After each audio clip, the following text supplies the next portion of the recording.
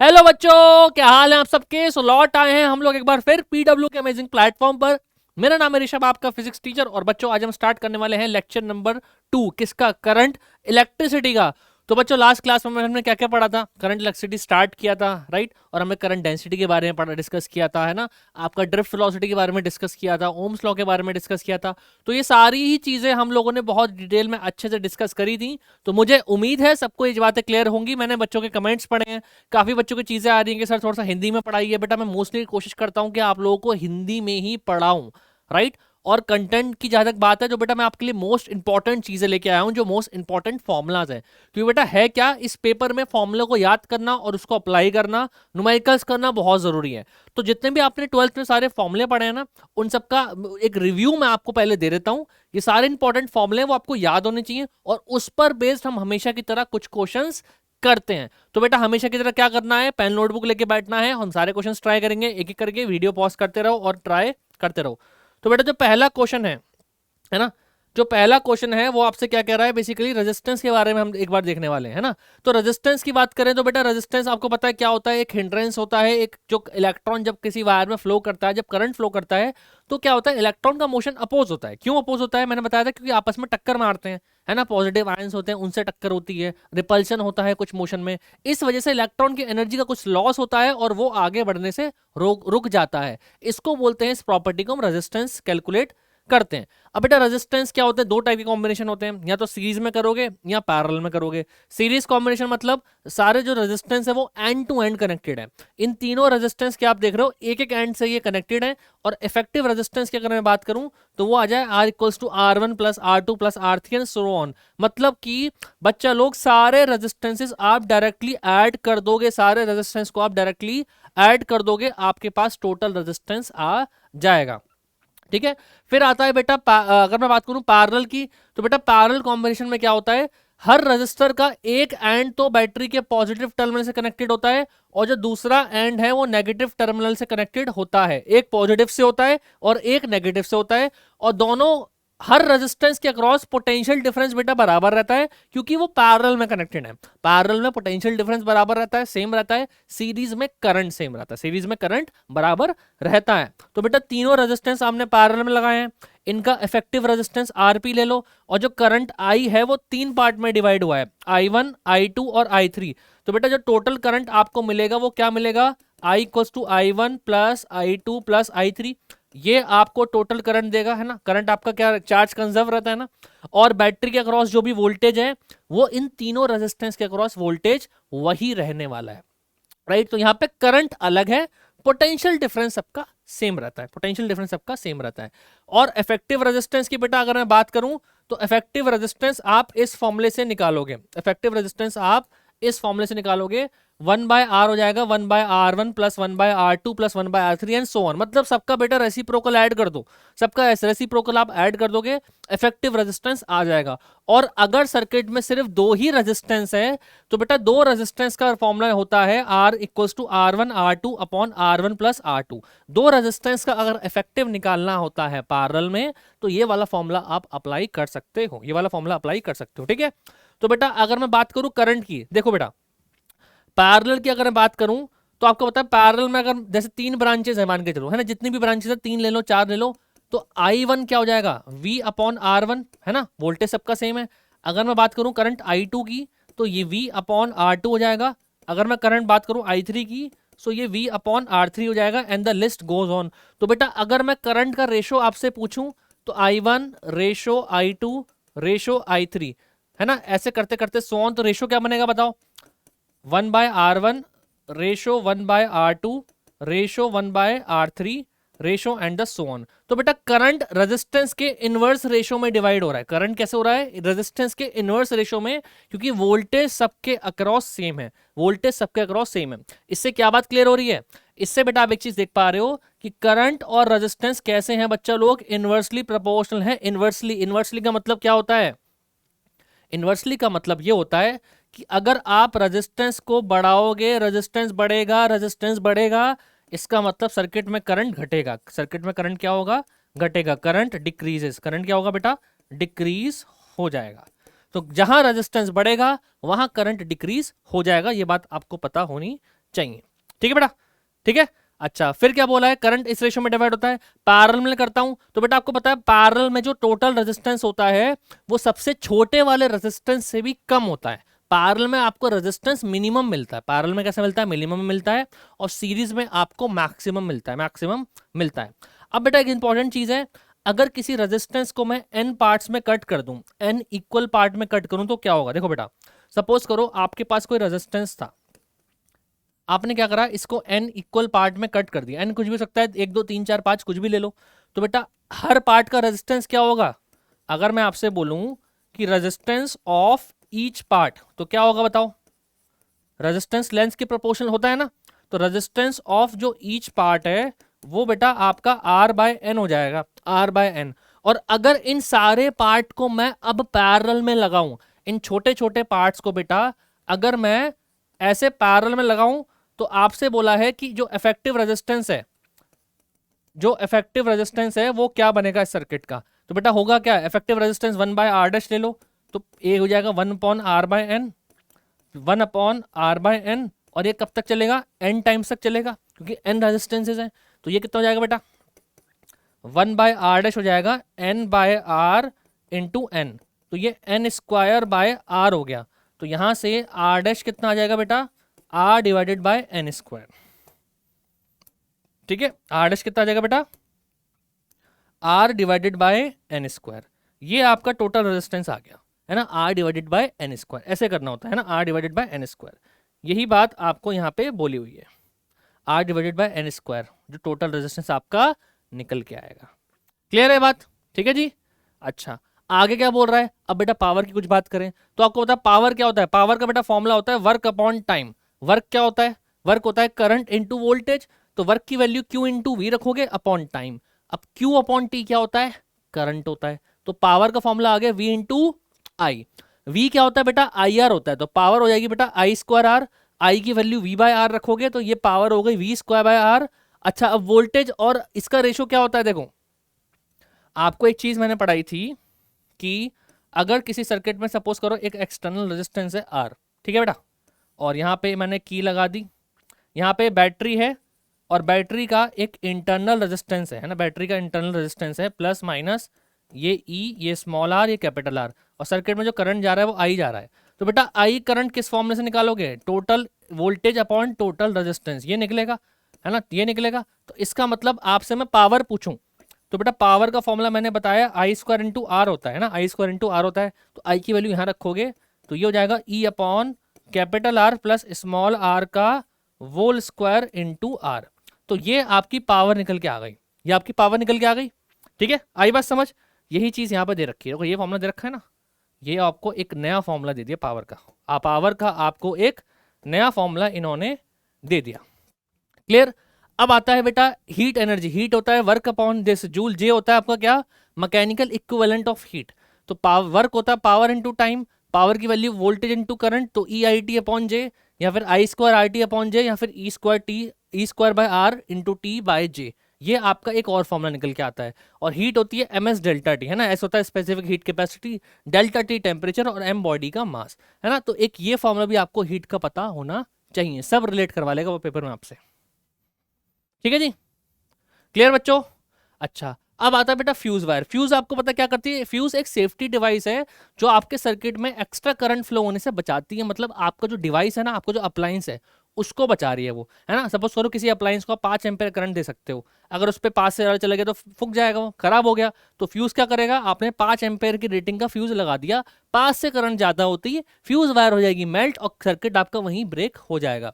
तो it should have high resistance ताकि ज़्यादा हीट प्रोड्यूस हो, और इसका मेल्टिंग पॉइंट कम होना चाहिए ताकि जल्दी मेल्ट हो जाए, वक्त पे मेल्ट हो जाए ना, डिले नहीं होना चाहिए। तो अगर किसी फ्यूज वायर से आई करंट पास हो रहा है और उस फ्यूज वायर का रेडियस R है, तो बेटा करंट प्रोपोर्शनल होता है R की पावर 3/2 के। तो ज्यादा अगर आप उसकी ज्यादा रेडियस वाली वायर लोगे तो ज्यादा करंट पास हो सकता है, right. The current carrying capacity जो होती है वो उसकी लेंथ पे डिपेंड नहीं करती है। आप देख रहे हो current carrying capacity fuse wire की लेंथ पे डिपेंड नहीं करती, वो उसके रेडियस पे डिपेंड करती है, रेडियस पे डिपेंड करती है। क्लियर है बात, ठीक है। चलो फिर अब करते हैं हम अपने क्वेश्चन की शुरुआत। हमेशा की तरह आरंभ करते हैं। पेन नोटबुक लोगे, मुझे उम्मीद है बैठ गए होगे बच्चों, और जैसे जैसे क्वेश्चन देता जा रहा हूँ ट्राई करते जाओ, ऐसे ही क्वेश्चन आपको पेपर में देखने को मिलने वाले हैं। तो वो कह रहा है each resistance as shown in the circuit is of 10 ohm. हर रेजिस्टेंस आपको 10 ओम का दे रखा है। The equivalent resistance between the points x and y, x और y के बीच में इफेक्टिव रेजिस्टेंस कितना होगा आपसे ये पूछा है। देखो बेटा ये 10 ओम है, पॉज करके ट्राई करा, ये 10 ओम है, ये 10 ओम है, ये 10 ओम है। अब आपसे इफेक्टिव रेजिस्टेंस पूछा है, आपसे इफेक्टिव रेजिस्टेंस पूछा है। तो बेटा 10 और 10 कैसे हो जाएगा, सीरीज में हो जाएंगे। तो ये इफेक्टिव रेजिस्टेंस हो गया 20 ओम, ये हो गया बेटा 20 ओम, ये 10 और 10 सीरीज में, सो ये इफेक्टिव रेजिस्टेंस हो गया आपका 20 ओम। अब ये 20 और 20 हो जाएंगे पैरेलल में, सो इफेक्टिव रेजिस्टेंस कितना बना 20 इंटू 20 अपॉन 20 प्लस 20 40, सो 20 2 जा 2 10 जा, तो 10 ओम आपका इफेक्टिव रेजिस्टेंस आ गया। कौन सा ऑप्शन करेक्ट है, ए है ना, सिंपल सा क्वेश्चन है, 10 ओम आपका इफेक्टिव रेजिस्टेंस आ गया। क्लियर है बात। अगला क्वेश्चन क्या था, वो कह रहा है 5 रेजिस्टेंस है, ईच का रेजिस्टेंस आर है। वो कह रहा है 3 को तो मैंने पैरेलल में लगा दिया और बाकी जो है उनको मैंने सीरीज में लगा दिया। यहाँ पे रेस्ट वर्ड लगा लो, यहाँ पे रेस्ट वर्ड लगा दो, and rest are joined in series. आपसे बोला है रिजल्टेंट रेजिस्टेंस कितना बना सर्किट का, ये बताओ। 5 में से 3 पैरेलल में लगा दिए और बाकी बचे दो बचे उनको सीरीज में लगाया। तो आपसे नेट रेजिस्टेंस इस सर्किट का पूछा है, कैसे निकालोगे। देखो भाई 5 में से बेटा 3 तो आपने पैरेलल में लगा दिए ऐसे करके, है ना, ऐसे करके, और बचे हुए 2 रेजिस्टेंस आपने सीरीज में लगा दिए, है ना, सीरीज में लगा दिए। ईच की वैल्यू आपको आर दे रखी है, ईच की वैल्यू आर दे रखी है। तो इन ए और बी के बीच में इफेक्टिव रेजिस्टेंस आपको बताना था। तो बेटा ये आर, ये आर, ये आर, ये आर, ये आर, साफ साफ दिख रहा है ये तीनों तो पैरेलल में है। तो बेटा इनका इफेक्टिव कितना बनेगा, आर डैश, है ना, 1 बाय आर डैश क्या हो जाएगा, 1 by R plus 1 by R plus 1 by R, है ना। तो यहाँ से जो 1 बाय आर डैश है ये हो जाएगा 3 बाय आर। तो बेटा यहाँ से जो आर डैश है वो आ गया आर बाय 3। वो कितना आ गया बेटा, आर बाय 3 आ गया। यानी इन तीनों का जो इफेक्टिव आ गया वो आर बाय 3 निकल के आ गया। अब ये दोनों सीरीज में तो इनका इफेक्टिव हो जाएगा आर प्लस आर 2R। तो यानी कि इफेक्टिव जो सर्किट बनेगा वो ये बनेगा R by 3 in series with 2R, in series with 2R। So बेटा टोटल रेजिस्टेंस कितना बनेगा, R बाय 3 प्लस 2R, ये होगा 7R बाय 3। तो सीरीज में कितना आ गया बेटा, 7R बाय 3 आ गया, 7R बाय 3 आपका इफेक्टिव रेजिस्टेंस निकल के आ गया। क्लियर है बात, 7R बाय 3 रेजिस्टेंस आ गया। कौन सा ऑप्शन करेक्ट है, कौन सा ऑप्शन करेक्ट है, सेकंड वाला। क्लियर, आई बात समझ। सिंपल सा क्वेश्चन था, ज्यादा कुछ इसमें नहीं करना था। उम्मीद है सबको समझ में आया होगा। चलो फिर आगे बढ़ते हैं अब हम। देखो भाई अगला क्वेश्चन क्या है, अगला क्वेश्चन है कि इस फिगर में इफेक्टिव रेजिस्टेंस बताना है ए और बी के बीच में। ए पॉइंट ये दे रखा, ए पॉइंट ये दे रखा बेटा, और बी पॉइंट आपको ये दे रखा है ना, बी पॉइंट आपको ये दे रखा है। ए और बी के बीच में इफेक्टिव रेजिस्टेंस आपको बताना था। अब करना क्या, देखो साफ साफ आपको दिख रहा है सर ये दोनों तो पैरेलल में है, इन दोनों का जो इफेक्टिव बनेगा साफ साफ दिख रहा है सबको। इफेक्टिव कितना बनेगा, R1 R2 upon R1 plus R2, यही बताया था फॉर्मूला। तो कितना हो गया 16 अपॉन 8, इनका इफेक्टिव बन रहा है 2 ओम, इनका इफेक्टिव 2 बन रहा है। अब ये 2 और 2 कैसे हो गए सीरीज में, हाँ जी बेटा, तो तीनों का कितना बना 2 प्लस 2 प्लस 2, इफेक्टिव बन गया बेटा 6 ओम, इफेक्टिव बन रहा है 6 ओम, बी ऑप्शन करेक्ट है। इफेक्टिव बन रहा है 6 ओम, बी ऑप्शन आपका करेक्ट है। क्लियर। अच्छा अगला क्वेश्चन क्या दिया था, अगला क्वेश्चन क्या आपको दिया था, पॉज करके ट्राई कर रहे हो बेटा, पॉज करके ट्राई जरूर करना है। वो कह रहा है 5 रजिस्टर है, ईच की वैल्यू 1 ओम है, ईच की वैल्यू 1 ओम है, ठीक है।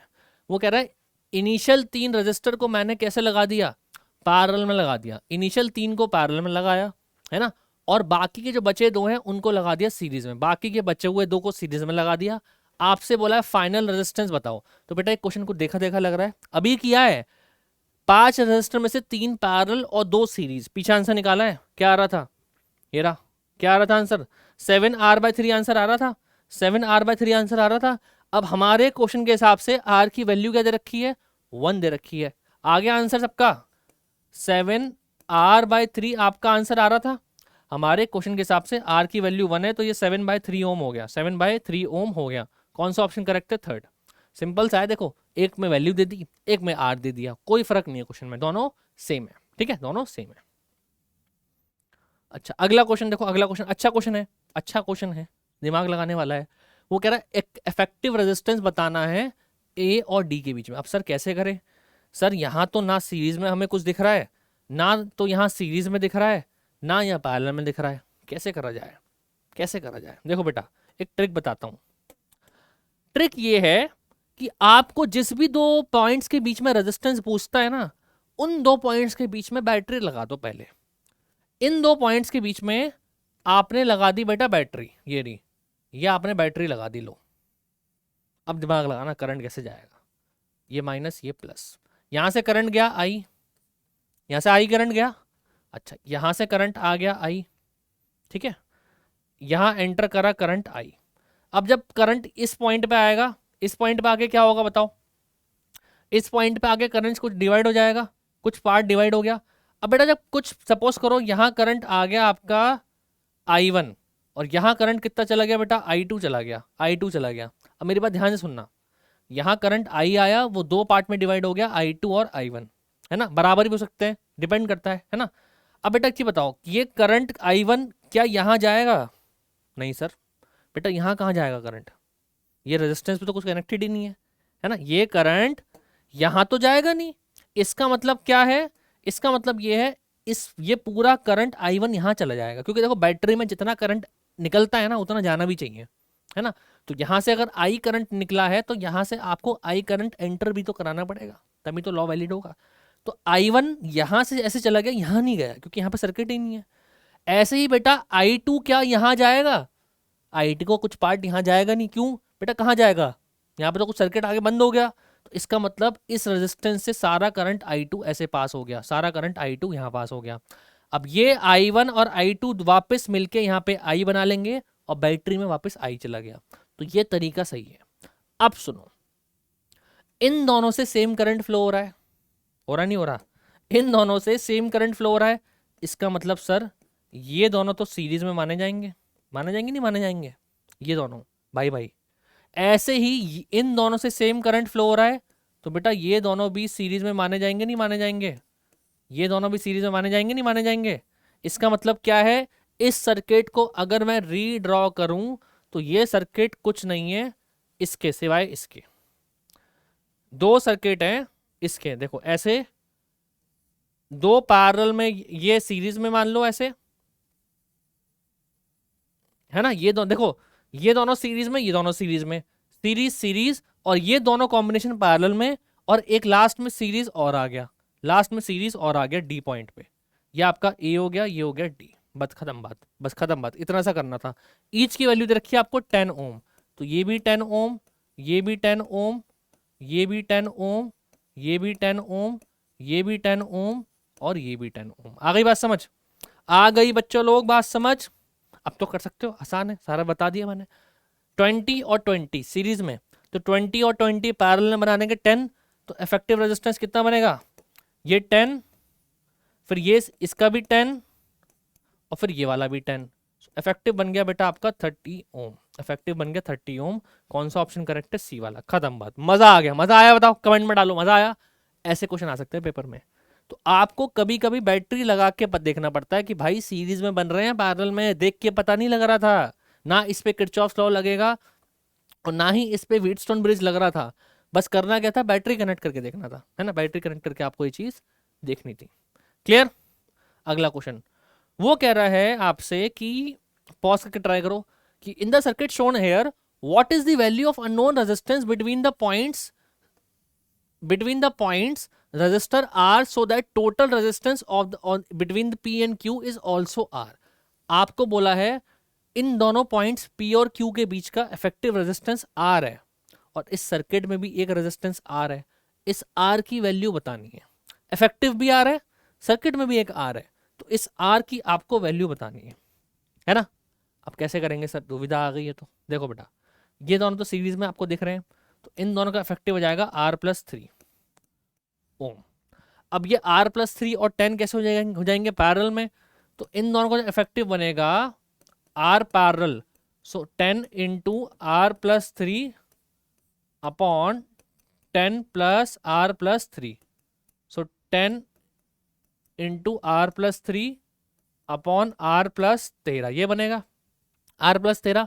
अब ये आर प्लस 13 और 3 हो जाएंगे सीरीज में, तो बेटा टोटल रेजिस्टेंस कितना बनेगा 10 into R plus 3 upon 13 plus R plus 3 plus 3 plus 3 plus 3,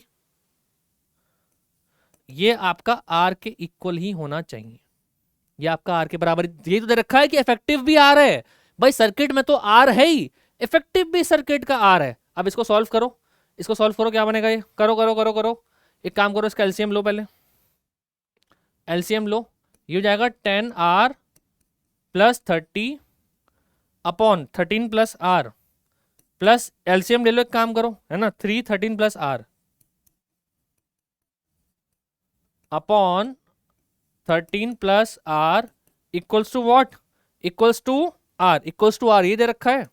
solve करो जरा से, ये बनेगा आपका 13 आर प्लस 30 प्लस 39 69 आर, ठीक है जी, equals to 13 R plus R square, ये बन रहा है। देखो जरा ध्यान से बेटा, कैलकुलेशन सही करना बहुत जरूरी है, ऑब्जेक्टिव पेपर है, टाइम कम मिलता है, इसलिए अपनी कैलकुलेशन फास्ट कर लो। कुछ कैंसिल हो रहा है सर, लो कैंसिल हो गया ये, तो बेटा यहाँ से आर स्क्वायर कितना आ गया 69 आर आ गया।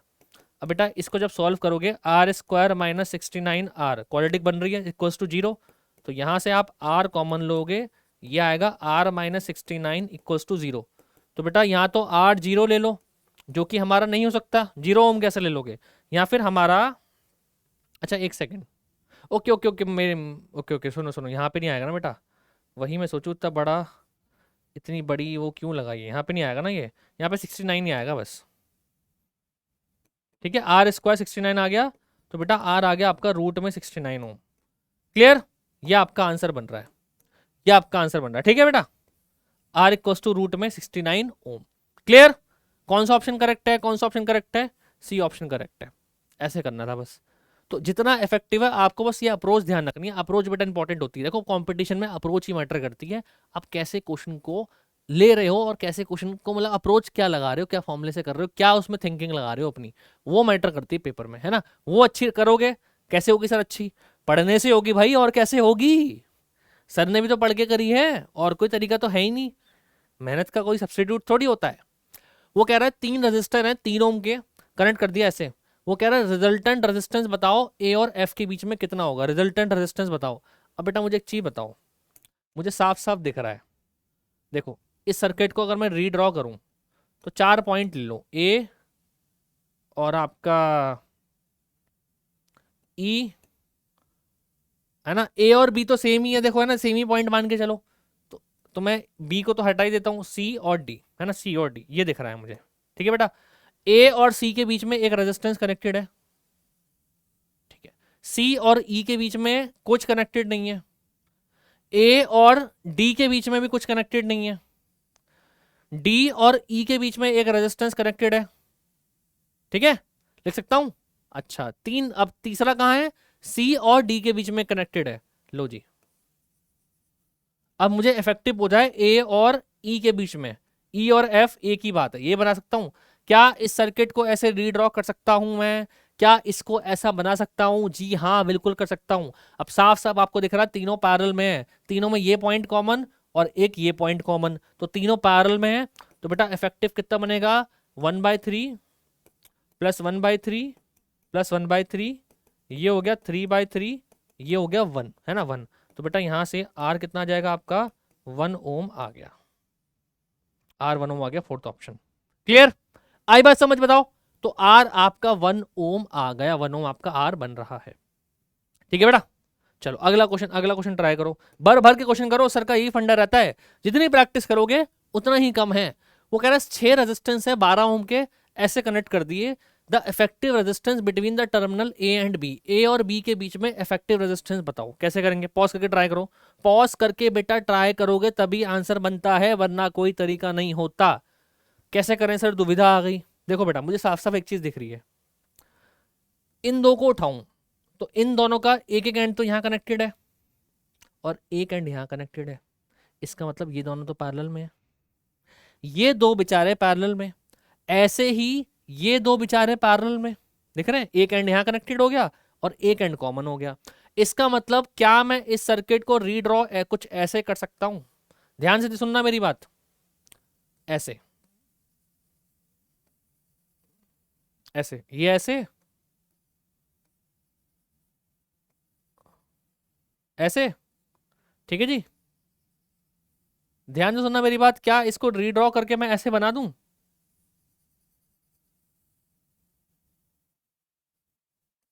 एक सेकंड को, सुंदर सर्किट बनाना चाहिए ना। ठीक है, ये बन गया। लो जी, ये पॉइंट हो गया बेटा ए, ये पॉइंट हो गया बी। क्या इसको ऐसे रीड्रॉ करके बना सकता हूं मैं? बन सकता है। ईच की वैल्यू कितनी है? 12 ओम है, 12 ओम है।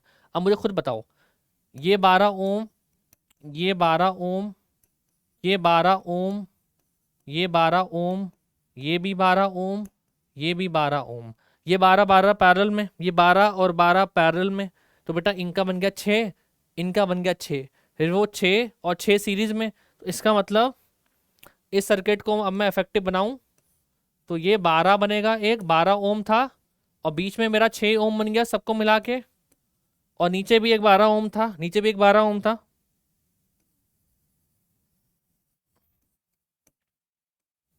ठीक है, ये बन गया बेटा आपका ए और ये बन गया आपका बी, ये बन गया आपका बी। अब तीनों पैरेलल में तो देख लगा दो, बस खत्म बात। 1/12 प्लस 1/12 प्लस 1/6 कितना बनेगा ये? कितना बनेगा ये? 1/6 प्लस 1/6, 2/6 विच इज 1/3। तो बेटा इफेक्टिव रेजिस्टेंस आपका आ रहा है 3 ओम, ये आपका आंसर है। इफेक्टिव रेजिस्टेंस बच्चों आ रहा है 3 ओम, 3 ओम, 3 ओम। कौन सा? एक सेकंड, एक सेकंड, 12 12, अच्छा नीचे भी तो था 1/12 प्लस 1/12। एक सेकंड रुको ना बेटा, अच्छा सीरीज में, ठीक है ठीक है ठीक है ठीक है, 12, ये भी तो 12 होगा बेटा, 12 होगा, ये भी तो, ये भी तो 12 होगा, ये भी तो 12 होगा, ये भी तो 12 होगा, ये भी तो बेटा 12 ओम होगा, ये भी 12 ओम है। 1/12 प्लस 1/12, ये हो गया 3/12 विच इज 1/4, 1/4। तो बेटा यहां से जो आर है वो आ गया आपका 4 ओम। आई बात समझ? बताओ, कमेंट बताओ। 1/4 सबका ही आंसर आ रहा है, तो 1/4 आपका, यानी 1/4 यानी आर आपका 4 ओम आ गया, आर आपका 4 ओम बन गया। कौन सा ऑप्शन करेक्ट है? सी आ रहा है, थर्ड वाला सबका ही आ रहा है। बताओ, थर्ड ऑप्शन बेटा आपका बन रहा है, थर्ड ऑप्शन बन रहा है। क्लियर? अगला क्वेश्चन क्या बोला है? अगला क्वेश्चन क्या बोला है? वो कह रहा है एक वायर है 20 ओम की, उसको स्क्वायर की फॉर्म में बेंड कर दिया। 20 ओम की वायर है, उससे मैंने स्क्वायर बना दिया है ना, एक स्क्वायर बना दिया फ्रेम। वो कह रहा है डायगनल्स के बीच का रेजिस्टेंस कितना होगा? अच्छा बताओ भाई, पॉज करके ट्राई करो। एक वायर है, अब मुझे एक चीज बताओ, उस वायर को मैंने स्क्वायर में कन्वर्ट कर दिया, तो बेटा हर साइड का कुछ रेजिस्टेंस बनेगा।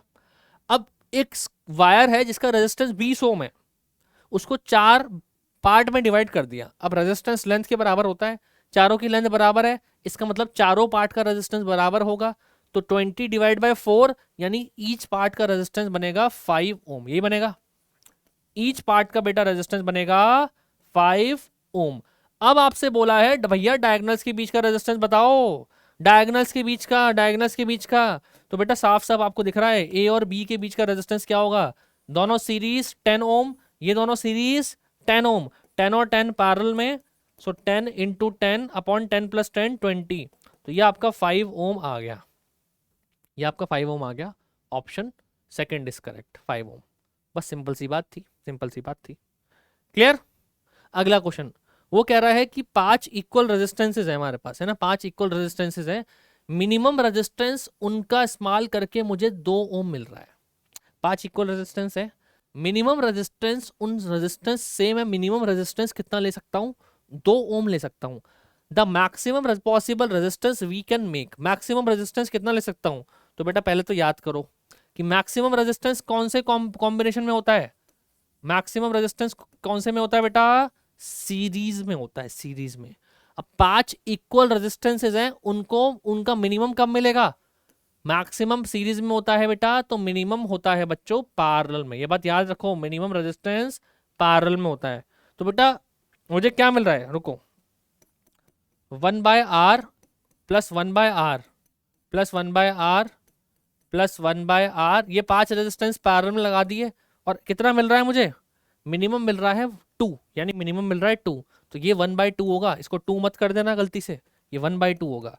ये कितना बन रहा है बेटा, 5/r इक्वल्स टू 1/2, यानी बेटा ईच रेजिस्टेंस की वैल्यू आ गई आपकी 10 ओम, ईच रेजिस्टेंस की वैल्यू आ गई 10 ओम, ठीक है 10 ओम आ गई। अच्छा अब क्या करेंगे, अब क्या करेंगे, तो दुविधा है। अब बेटा मैक्सिमम कब मिलेगा, जब इन पांचों के पांचों को आप सीरीज में लगाओगे, यानी मैक्सिमम रेजिस्टेंस के लिए क्या करोगे, सबको लगा दो सीरीज में। सो 10 + 10 + 10 यानी 10 × 5, मैक्सिमम रेजिस्टेंस मिल रहा है बेटा 50 ओम। मैक्सिमम रेजिस्टेंस बच्चों कितना मिल रहा है, 50 ओम मिल रहा है, 50 ओम आपको मिल रहा है। कौन सा ऑप्शन करेक्ट है, सेकंड ऑप्शन। सिंपल सा क्वेश्चन था, है ना, सिंपल सा क्वेश्चन था, कुछ पूछा नहीं था इसमें तो। क्लियर। अगला क्वेश्चन देखो, अच्छा क्वेश्चन है, ट्राई करो। वो कह रहा है कि रेजिस्टेंस ऑफ ईच 100 ओम, 100 ओम के सारे रेजिस्टेंस है, उसको मैंने ऐसे कनेक्ट कर दिया। इफेक्टिव रेजिस्टेंस बताना है बेटा ए और जी के बीच में, ए और जी के बीच में इफेक्टिव रेजिस्टेंस आपको बताना है। अब सुनो, ध्यान सुनो, पकड़ोगे सर्किट यहां से, ये दोनों आपको दिख रहा है पैरेलल में, तो इन दोनों का इफेक्टिव कितना बनेगा, बताओ जी।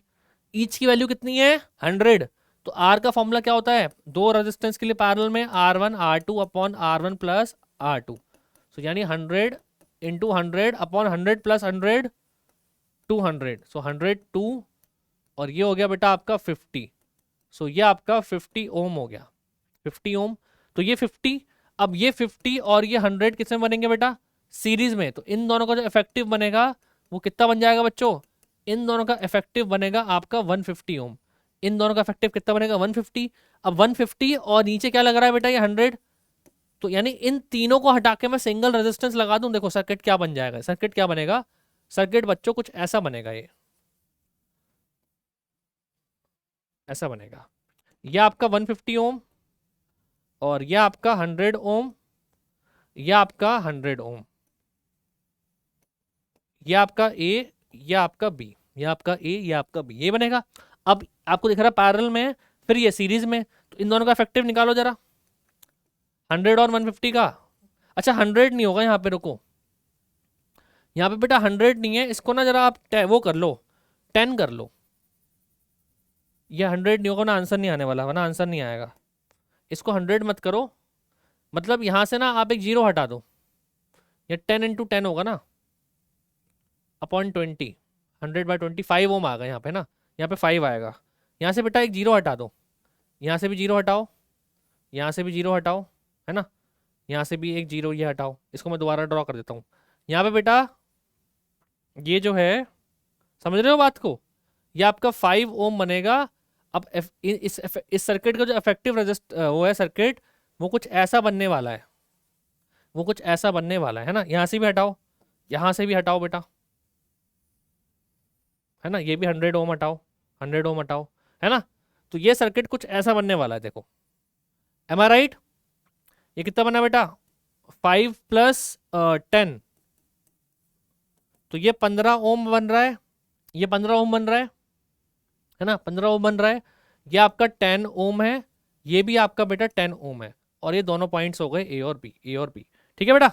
अच्छा अब क्या करना है, तो आर की वैल्यू आपको चाहिए, आर की वैल्यू आपको चाहिए, सो आपको बच्चा लोग साफ साफ दिख रहा है, साफ साफ दिख रहा है, ये 15 और 10 है पैरेलल में, फिर ये 10 है आपका सीरीज में, तो 15 × 10 अपॉन 15 + 10 हो गया 25, 5 5 ज़ा 5 2 ज़ा 5 3 ज़ा, तो 6 ओम आपका इफेक्टिव आ गया बेटा, 6 ओम आपका इफेक्टिव आ गया, ठीक है बेटा। अब ये 6 और 10 क्या हो जाएंगे, सीरीज में हो जाएंगे, तो यानी total resistance of the circuit, total resistance of the circuit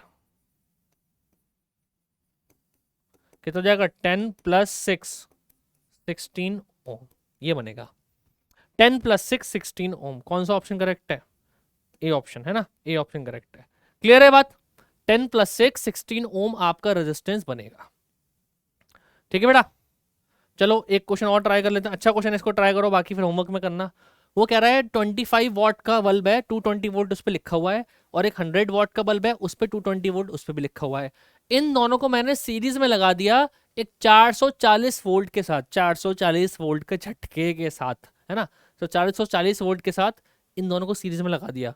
कह रहा भाई कौन सा फ्यूज होगा, क्या दोनों फ्यूज होंगे? एक भी नहीं होगा, या है ना, यहाँ एक होगा, कौन सा होगा अगर होगा तो? आपसे ये पूछा है। देखो बेटा, बल्ब फ्यूज कब होता है? जब जरूरत से ज़्यादा करंट दे दो या जरूरत से ज़्यादा वोल्टेज लगा दो। इस भाई की जरूरत कितनी है? 220 की। आपने 220 से ज़्यादा लगा दिया तो फूक जाएगा। कम लगाने पे डिम जलेगा लेकिन फूकेगा नहीं। इस भाई की जरूरत कितनी है? 220। इसको 220 से ज़्यादा दे दोगे ये भी फूक जाएगा। तो अब आपको देखना है कि भाई इन दोनों के अक्रॉस वोल्टेज कितना बन रहा है। तो बेटा जब सीरीज में लगाओगे तो पहले तो इन दोनों का रेजिस्टेंस निकालो। पहले तो आपको इन दोनों बल्ब्स का रेजिस्टेंस निकालना पड़ेगा। तो बेटा इसका रेजिस्टेंस का फॉर्मूला क्या होता है? V square upon P. तो वी कितना है? 220 इंटू 220 अपॉन पावर कितनी दे रखी हो? 25। सो 5 5 ज़ा 5 4 44। ये भी चला गया आपका 44। सो ये हो गया बेटा 44 इंटू 44। ये कितना बनेगा बताओ? कितना बन रहा है? 44 का स्क्वायर कितना बना? 1936 आता है आई थिंक, है ना? क्रॉस चेक कर लेते हैं। 176 176 है ना, 1936 आ रहा है। ठीक है, याद करो, देखो छोटी छोटी चीज़ें काम आती है पेपर में। पेपर में छोटी छोटी चीज़ें काम आती हैं। ठीक है बेटा, ऐसे ही ये R1 हो गया। ऐसे ही बेटा इसका निकालो जरा R2। तो आप देख रहे हो ये हो जाएगा वी स्क्वायर बाय P2, ये हो जाएगा। तो ये भी 220 इंटू 220 अपॉन में P2 कितना है? कितनी पावर है? 100। यह आ गया आपका 484 ओम। 484 ओम आ गया। ठीक है, 484 ओम आ गया। फिर वो कह रहा है, अब देखो इन दोनों को सीरीज में लगाया। अच्छा, तो बेटा सीरीज में मुझे क्या चाहिए? देखो इन दोनों को जब सीरीज में लगाओगे तो आपको एक चीज तो पता है कि भाई पहले आपको देखना है कि जरूरत से ज्यादा करंट किससे पास हो रहा है, जरूरत से ज्यादा वोल्टेज किसके पास है ना? वोल्टेज किसके पास है? तो मैंने रेजिस्टेंस लगा लिया। अब मुझे क्या चाहिए? मुझे करंट चाहिए। करंट हो जाएगा टोटल वोल्टेज जो कि 440 है, और सीरीज में लगाया है तो दोनों रेजिस्टेंस को ऐड कर दोगे।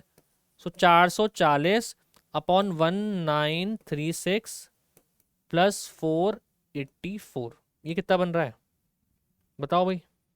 440 अपॉन 6 4 10 का 1, 9 3 12 का 1, 9 5 14 और 1। ठीक है, 2420 बन रहा है। ठीक है, अच्छा अब ये कितना बनेगा? है ना, ये बन रहा है 484।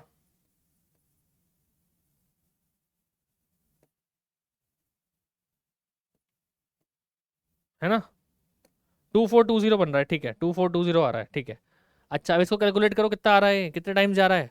0 से 0 गया तो आई थिंक ये नहीं जा रहा, है ना, नहीं जा रहा। तो 44 अपॉन 2 से फिर भी काट दो, है ना, 2 से फिर भी काट दो। 222 और 121, सो 11 2 जा और 11 11 जा। तो करंट आ रहा है 2/11 एम्पेयर। इतना करंट आ रहा है सर्किट में टोटल। अच्छा अब वोल्टेज को ड्रॉप निकालोगे। अच्छा क्वेश्चन है, देखो अच्छा क्वेश्चन है। अब आप वोल्टेज ड्रॉप निकालो V1। ये हो जाएगा I इंटू R1। आई कितना है? 2/11। और इसका रेजिस्टेंस कितना आया? इसका रेजिस्टेंस कितना है? 1936। 1936 ये कितने टाइम जा रहा है बताओ? 11 1 जा, है ना, 11 1 जा 11 83। सो 11 7 जा, राइट, 83 60 176। सो 2 इंटू 176, अरे बाप रे तो बहुत ज़्यादा आ रहा है। 2 6 जा 12 1 15 1 352 वोल्ट आ रहा है। ऐसे ही बेटा V2 कितना आ रहा है? आपको दिख गया कौन फ्यूज होने वाला है? दिख गया कौन फ्यूज होने वाला है? 220 वोल्ट दे सकते हो, आपने लगा दिया 352। है ना, I इंटू R2 ये हो जाएगा 2/11 इंटू R2 कितना है? 484 है। सो 11 4 जा और 4 जा, है ना, ये कितना आ गया बेटा? 88 वोल्ट। ठीक है, 88 वोल्ट। ठीक है, अब किसके अक्रॉस वोल्टेज ज्यादा है बेटा? V1। V1 की लिमिट ज्यादा है, आपका 220 से कम रखना था, आपने V1 को 352 रख दिया। इसका मतलब 25 वॉट वाला बल्ब उड़ गया। 25 वॉट वाला बल्ब उड़ जाएगा, आपने जरूरत से ज्यादा वोल्टेज दे दी उसको। ये वाला डिम जलेगा, ये वाला बल्ब डिम जलेगा क्योंकि इसके अक्रॉस वोल्टेज जरूरत से कम है, और इसके अक्रॉस वोल्टेज जरूरत से ज्यादा है। तो ना जरूरत से कम ना जरूरत से ज्यादा, ना खाना खाना चाहिए ना पढ़ाई करनी चाहिए। नहीं, पढ़ाई तो जरूरत से ज्यादा कभी कभी करनी पड़ जाती है ना, बाकी काम जरूरत से ज्यादा नहीं करने चाहिए, है ना, हर काम को उसमें रहना चाहिए। क्लियर है बात? तो कौन सा बल्ब फ्यूज हो रहा है? 25 वॉट वाला बल्ब हो जाएगा, फुट जाएगा। क्लियर? चलो भाई, तो इतना ही करते हैं बेटा। अब आपको मैं होमवर्क क्वेश्चन देता हूं। देखो, एक तो होमवर्क में बढ़िया क्वेश्चन है, इसको ट्राई करना। ये आपका होमवर्क क्वेश्चन है, मुझे कमेंट में सबके आंसर चाहिए, है ना। इसको ट्राई करना। एक ये अच्छा क्वेश्चन है, इसको ट्राई करना, मुझे कमेंट में आंसर चाहिए, है ना। और एक और क्वेश्चन है, इसको ट्राई करना। इफेक्टिव रेजिस्टिविटी कैसे निकाली जाती है, मुझे कमेंट में आंसर चाहिए इसका। सब लोग बेटा इसको भी ट्राई करना, अच्छा क्वेश्चन है होमवर्क में, है ना। मुझे कमेंट में सबका आंसर चाहिए इसका, है ना। सिंपल से लॉजिक लगाना है इसके अंदर, सीरीज पैरेलल लगा दोगे और आपको आंसर मिल जाएगा। इस वाले का हिंट मैं आपको थोड़ा सा दे देता हूँ। रेजिस्टेंस का फॉर्मूला होता है R equals to rho L upon A। तो बेटा सीरीज में रेजिस्टेंस आप सबको पता है, इफेक्टिव कैसे निकालते हैं। R को हर जगह से रिप्लेस कर देना इस फॉर्मूले से, आपके पास इफेक्टिव रेजिस्टिविटी निकल के आ जाएगी, है ना। ट्राई करना, इसको ट्राई करना, ठीक है। और एक ये क्वेश्चन भी देखो, इसको भी चलो देख लो, ये मैं बता देता हूँ। आपको सर्किट दे रखा है, ये आपसे बोला है ए पॉइंट पे पोटेंशियल बताओ, इस पॉइंट पे पोटेंशियल बताना। ये सर्किट था, सर्किट देख लो पहले एक बार, ये सर्किट था। आपसे बोला है भाई ए पॉइंट पे पोटेंशियल बताओ, तो बेटा टोटल करंट कैसे निकालोगे। टोटल वोल्टेज कितनी है 50, और टोटल रेजिस्टेंस 7 + 5 12, 12 और 10 कितने 22, 22 और 3 25। तो यानी करंट आ गया सर्किट से 2 एम्पेयर का, करंट 2 एम्पेयर का आ गया। अब बेटा इन पॉइंट्स के अक्रॉस आपको वोल्टेज चाहिए। आपको दिख रहा है ये तो ग्राउंडेड है, इसका मतलब वी पे तो वोल्टेज हो गया 0 वोल्ट। तो यानी VA माइनस VB क्या हो जाएगा, वोल्टेज होता है करंट इंटू टोटल रेजिस्टेंस कितना है दोनों के बीच में 7 + 5, यानी 2 × 12। तो इन दोनों के क्रॉस वोल्टेज ड्रॉप आ गया 24 वोल्ट। सेकंड ऑप्शन 24 वोल्ट का वोल्टेज ड्रॉप इन दोनों के क्रॉस आ गया। क्लियर है। तो ये अच्छा क्वेश्चन है, देखने में लग रहा था खतरनाक, बट एक झटके में इसका आंसर निकल के आ गया। ठीक है बेटा, इसको ट्राई करना, अच्छा क्वेश्चन है ये, है ना, अच्छा क्वेश्चन है। ओके बच्चा लोग, तो सारे क्वेश्चन मैंने आप लोगों को होमवर्क में दिए, इन सबको ट्राई करना। तो मिलते हैं, आप अब अलविदा चाहेंगे और मिलते हैं आप सबसे नेक्स्ट लेक्चर में, हमेशा की तरह भर भर के क्वेश्चंस करने के साथ। तो तब तक के लिए all the best. Okay, bye.